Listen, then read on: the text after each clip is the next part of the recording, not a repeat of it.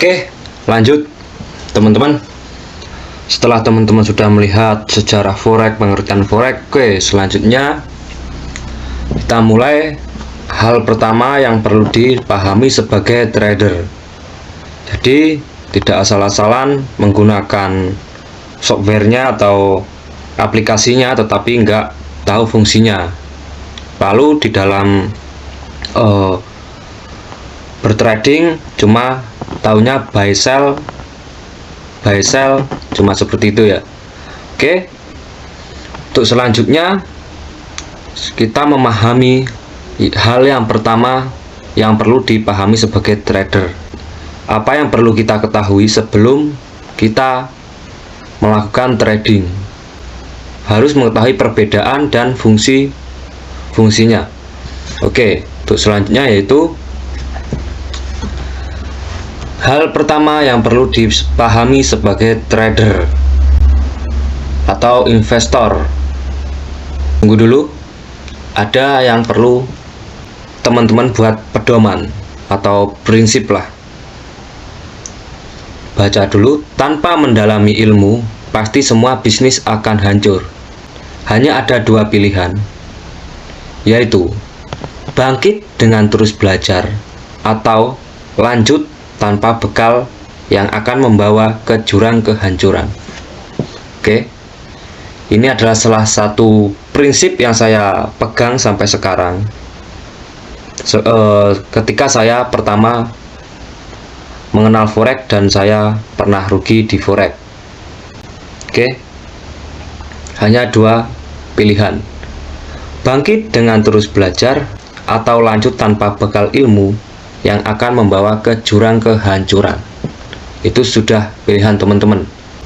Teman-teman mau lanjut tanpa mengerti sama sekali apa ini forex, apa yang saya lakukan setiap hari, buy sell tapi tidak memahaminya. Mungkin jika diteruskan akan ke sini. Karena ini bisnis sangat beresiko tinggi, teman-teman.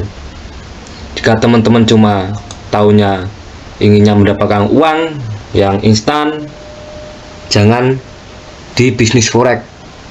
Tapi nuyul aja. Nuyul lebih tidak beresiko.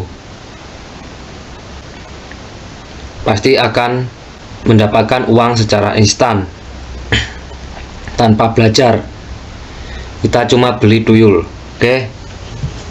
Tapi kalau teman-teman masih ingin bisa untung di trading forex, ya ini jawabannya. Bangkit dengan terus belajar. Oke, yang pertama yaitu kita mengenal dulu. Sebelum kita melakukan transaksi, sebelum kita melakukan analisa, sebelum kita melakukan trading, tentunya kita harus mengenal dulu yang namanya broker. Apa sih broker itu? Apa itu broker? Broker itu adalah salah satu perusahaan yang memfasilitasi seorang trader untuk bertransaksi di pasar finansial. Broker ini banyak macamnya, jadi nggak hanya satu broker di dunia atau di Indonesia. Macam-macam broker itu banyak. Di sini saya akan menjelaskan fungsinya aja, nggak akan membagikan atau sharing tentang broker mana yang bagus. Itu terserah teman-teman, pilihan teman-teman broker mana yang bagus. Karena broker itu pilihan kita, bukan orang lain yang memilihkan. Selanjutnya itu fungsi broker. Broker itu buat apa sih? Fungsi broker itu apa? Perannya itu apa broker itu di trader atau pedagang? Fungsinya yaitu peran broker adalah sebagai perantara antara investor atau klien dengan pasar modal. Broker bertanggung jawab penuh atas pelaksanaan perintah transaksi, penjualan dan pembelian yang dilakukan oleh investor. Jadi broker itu adalah salah satu perantara yang kita suruh jika kita ingin beli. Contoh kita dagang telur atau ingin beli telur, kita nggak perlu datang ke toko telur tersebut atau melakukan pembelian langsung di toko tersebut, di toko telur tersebut. Tetapi kita melakukan transaksi tersebut menyuruh broker. Jadi broker yang berjalan gitu. Kita tinggal menyuruh, kita tinggal milih barang apa yang kita mau beli atau aset apa yang kita mau beli. Di situ kita melakukan order. Setelah itu broker yang berjalan gitu. Itu. Lalu broker apakah bisa curang? Untuk kecurangan broker saya tidak bisa menjelaskan karena saya tidak ahli broker, karena saya jarang gonta-ganti broker. Kalau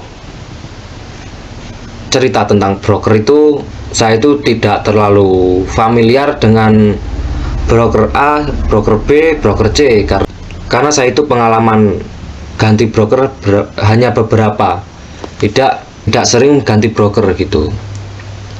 Jika semisal broker yang saya pakai selama ini masih bagus, ya itu yang saya pakai gitu. Lalu kita apakah perlu membayar broker?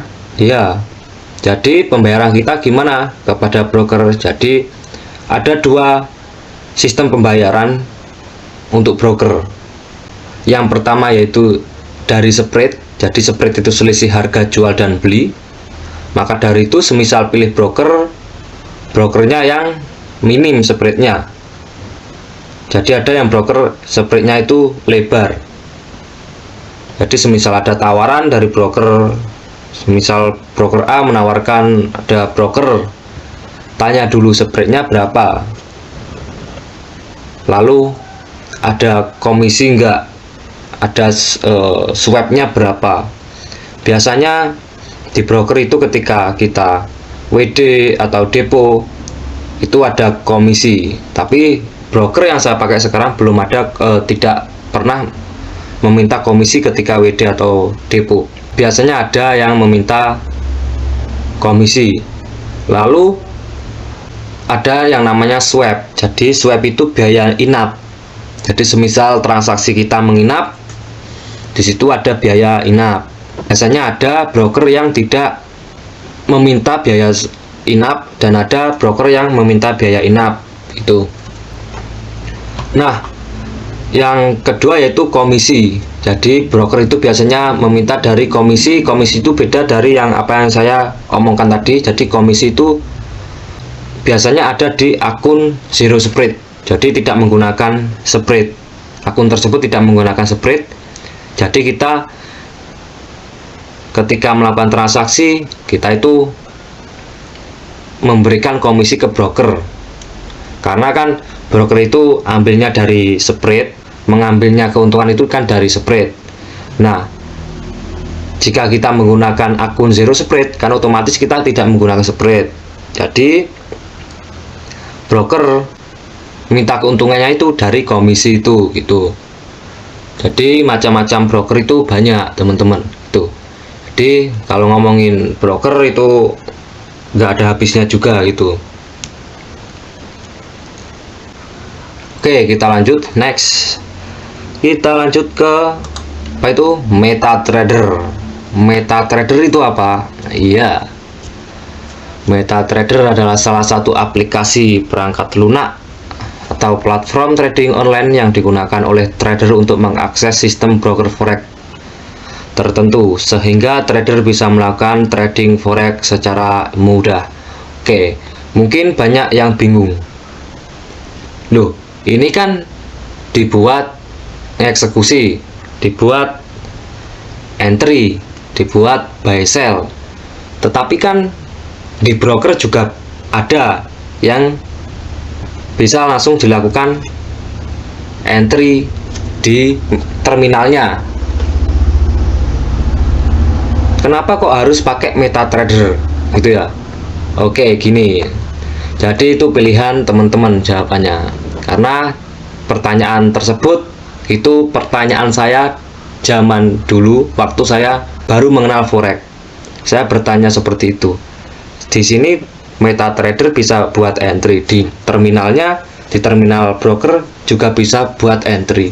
Lalu apa perbedaan entry di terminal broker sama di MetaTrader? Oke, gini. Jika kita entry di MetaTrader dan di broker itu sama aja gitu. Tetapi MetaTrader itu lebih simple gitu, lebih simple, orderannya cepat. Dalam artian orderannya cepat itu jika kita mengatur TP, SL, dan simple jika kita ingin melihat floatingan kita itu mudah lewat MetaTrader daripada terminal broker gitu. Lalu fungsi broker apa jika kita sudah memakai MetaTrader? Jadi kalau saya ya, fungsi broker itu digunakan untuk transaksi depo sama WD aja gitu.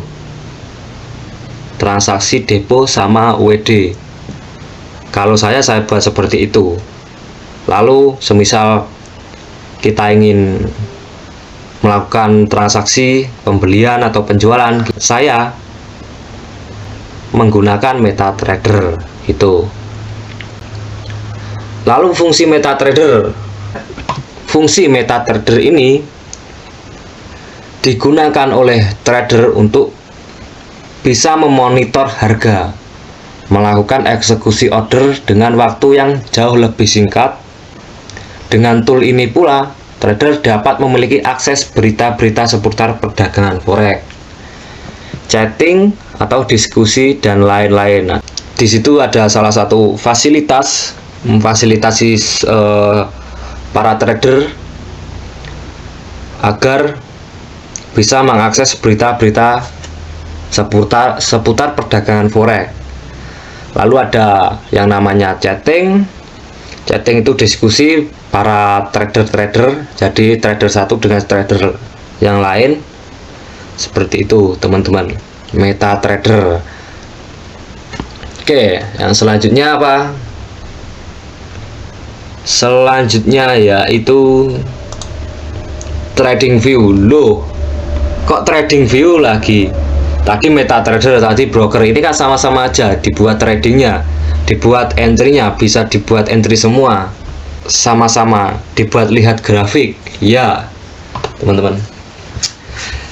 Ini kenapa saya membuat video seperti ini? Mungkin teman-teman masih ada yang bingung, karena waktu saya baru mengenal forex dulu, saya kebingungan di sini, di masalah yang sepele ini.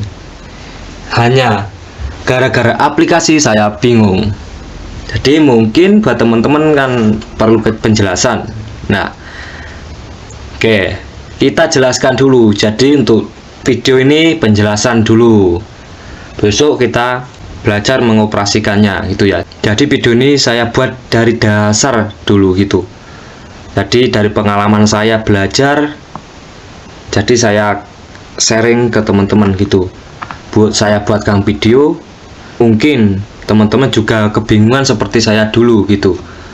Ketika saya pertama mengenal forex trading, Oke, TradingView. Apa itu TradingView? TradingView merupakan platform berbasis peramban. Jadi kita bisa mencari apa saja di sini gitu, peramban kan. Yang menampilkan grafik dan tren harga beragam instrumen investasi. Sebagai pemula, kamu juga bisa menggunakan platform ini untuk menyimak strategi trading pengguna lain atau membagikan analisa kamu sendiri lewat live streaming. Oke, saya jelaskan dulu. Jadi di TradingView ini ada salah satu fasilitas yang memfasilitasi teman-teman jika teman-teman masih kebingungan. Contoh di Euro USD ini naik apa turun ya, kok saya tidak yakin dengan analisa saya. Nah, di situ teman-teman ada salah satu tool atau apa ya namanya istilahnya, ya fasilitas lah dari TradingView. Itu trader-trader ternama atau trader-trader terkenal di situ membagikan analisanya, ya prediksinya. Di situ teman-teman bisa mengoreksi analisa teman-teman sendiri gitu, prediksi teman-teman sendiri yang belum yakin gitu ya. Ada juga tempat chatting juga, jadi seperti MetaTrader loh. Lalu kok kenapa jika sudah menggunakan MetaTrader tapi harus memakai TradingView? Itu terserah teman-teman memakai TradingView enggak gitu ya, karena kebanyakan orang walaupun menggunakan MetaTrader itu tetap menggunakan TradingView. Karena kenapa? Karena penampilannya TradingView itu lebih modern dengan fasilitas yang belum ada di MetaTrader. Jadi MetaTrader itu istilahnya itu desainnya itu kurang gitu loh, dibuat analisa penampilannya itu lebih indah di TradingView gitu. Jadi kalau saya TradingView ini saya gunakan untuk analisa, untuk menggambar lah, untuk memarking atau melukis lah di chart. Lalu MetaTrader ini saya gunakan untuk entry gitu, entry-nya lewat MetaTrader gitu. Lalu TradingView apakah nggak bisa buat entry? Nah, MetaTrader kalau untuk entry itu harus menggunakan broker tertentu yang didukung oleh TradingView. Jadi di TradingView ini tidak semua broker bisa terhubung dengan TradingView. Jadi ada broker tertentu yang bisa terhubung dengan TradingView. Oke, fungsi TradingView. Oke, ini singkat ini hanyalah formalitas saya kasih di area sini agar tidak kosong. Fungsi TradingView sebagai tempat para investor untuk memprediksi suatu pergerakan harga dari forex, saham, kripto, dan lain sebagainya. Jadi nggak hanya forex, di situ ada harga saham, harga kripto, komoditas, dan lain-lain. Jadi ada grafiknya saham, grafiknya kripto, ada grafiknya mata uang. Itu teman-teman. Lalu kita tarik kesimpulan. Fungsi ketiga ini buat apa gitu ya? Fungsi ketiga ini buat apa? Broker, MetaTrader, TradingView. Mungkin akan saya jelaskan dengan apa yang saya gunakan saat ini ya gitu. Jadi fungsi broker saya gunakan buat apa, MetaTrader saya gunakan buat apa, TradingView saya gunakan buat apa. Nah, jadi untuk broker kalau saya itu cuma saya buat deposit dan WD atau transaksi deposit dan WD. Lalu untuk MetaTrader itu saya gunakan untuk entry. Lalu untuk melihat floating kita sudah menyentuh TP atau menyentuh stop loss, atau sudah profit atau loss gitu ya.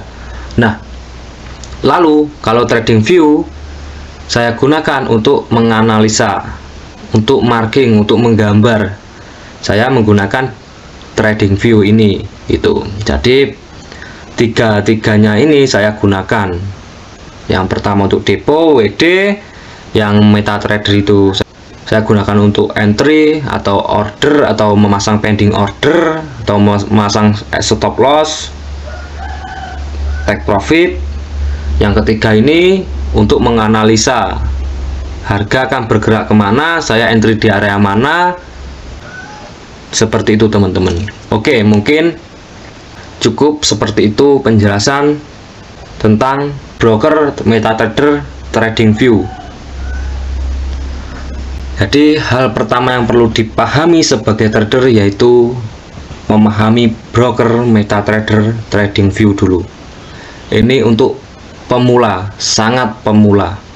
Jadi jangan asal-asalan buy sell stop, masang sell stop, by limit seperti itu ya, tapi nggak tahu apa sih ini fungsinya gitu ya.